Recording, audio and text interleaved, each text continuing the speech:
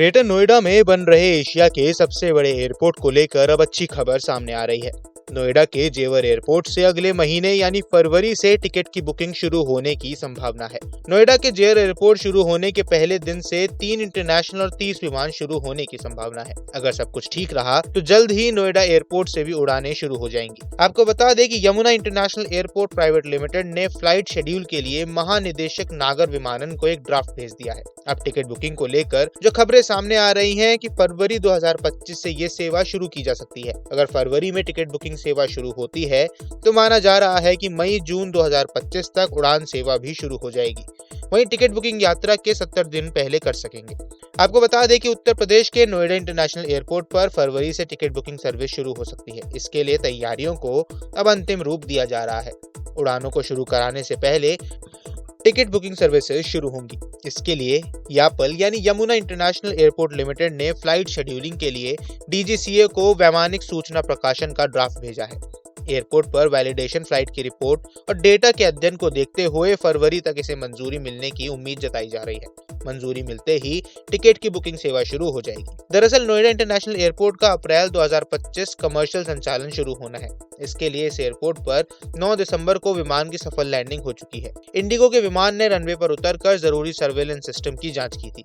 Airport पर trial सफल रहा था, जिसकी रिपोर्ट दिसंबर में डीजीसीए को भेजी जा चुकी है। वहीं अब कंपनी ने ऑनलाइन टिकट बुकिंग सेवा शुरू कराने के लिए फ्लाइट शेड्यूलिंग को लेकर वैमानिकी सूचना प्रकाशन को ड्राफ्ट भी डीजीसीए और एयरपोर्ट अथॉरिटी ऑफ इंडिया को भेज दिया है। कंपनी ने टिकट बुकिंग सेवा के लिए 6 फरवरी की तारीख तय की है, जबकि 17 अप्रैल से कमर्शियल उड़ान प्रस्तावित है। विमानों से उड़ान शुरू करने के लिए टिकट बुकिंग की यह प्रक्रिया 6 फरवरी से शुरू की जानी अनिवार्य मानी जा रही है। इसी के चलते समय रहते ये डीजीसीए को भेजा गया है।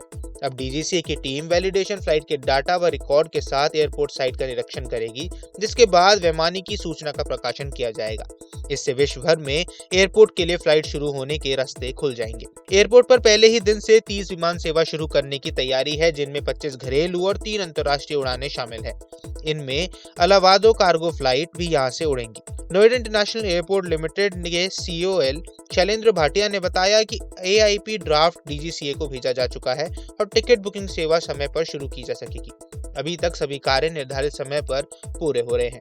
वहीं आपको बता दें कि नोएडा एयरपोर्ट के पहले चरण का निर्माण 1334 हेक्टेयर में किया जा रहा है। पहले चरण में 2 रनवे और 2 टर्मिनल बिल्डिंग का संचालन किया जाना है। एयरपोर्ट के सभी रनवे के बीच की दूरी 1.6 किलोमीटर से बढ़ाकर अब 2.4 किलोमीटर किए जाने का काम हो रहा है।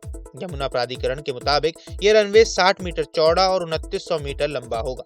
नोएडा में बन रहे एशिया के सबसे बड़े एयरपोर्ट पर पहले रनवे का निर्माण पूरा हो गया है। नोएडा एयरपोर्ट का पहला चरण अप्रैल 2025 में पूरा होगा। इसकी सालाना क्षमता 1.2 करोड़ यात्री की होगी। अब तक दिल्ली एयरपोर्ट की सालाना क्षमता 7.36 और मुंबई की 5.28 करोड़ है। यात्रियों के सालाना बढ़ने के साथ रनवे की संख्या भी बढ़ती जाएगी। वहीं नोएडा एयरपोर्ट पर कुल 6 रनवे बनाने की अभी योजना है। यह देश के सबसे बड़ा और दुनिया का चौथा सबसे बड़ा एयरपोर्ट बनने वाला है। क्षेत्रफल और रनवे की संख्या में यह देश के सभी एयरपोर्ट्स को मात देना। अंतर्राष्ट्रीय फ्लाइट सिंगापुर, दुबई और जुक्रिम के लिए शुरू हो सकती है। इसके लिए लुफ्थांसा और सिंगापुर एयरलाइंस के साथ करार हुआ है। घरेलू स्तर पर अकासा और इंडिगो की फ्लाइट उड़ान भरेगी। पहले दिन घरेलू फ्लाइट लखनऊ समेत देश के प्रमुख शहरों के लिए शुरू की जाएगी।